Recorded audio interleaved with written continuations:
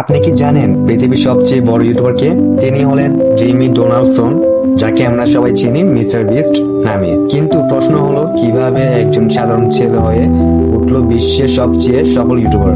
আজকের ভিডিওতে জানবেন মিস্টার বিস্ট এর পুরো সাকসেস স্টোরি। শুরুটা কেমন ছিল? মিস্টার বিস্ট এর আসল নাম জিমি ডোনাল্ডসন। তিনি জন্মগ্রহণ করেন উইচিটা শহরে।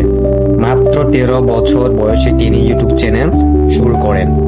তখন তার ভিডিও ছিল gaming, random challenge, YouTuber income analyse. কিন্তু তখন তার ভিডিওতে প্রায় কোনো ভিউ আসতো না।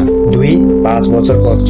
2012 থেকে 2016 পর্যন্ত মিস্টার বিস্ট প্রায় 100-এর বেশি ভিডিও আপলোড করেন, কিন্তু তবু তার চ্যানেল গ্রো করছিল না। অনেকে তাকে বলেছিল ইউটিউব করে কোনো লাভ হবে না, কিন্তু তিনি হাল ছাড়েননি। বরং তিনি প্রতিদিন ইউটিউব অ্যালগরিদম এবং ভাইরাল ভিডিও স্টাডি করতেন।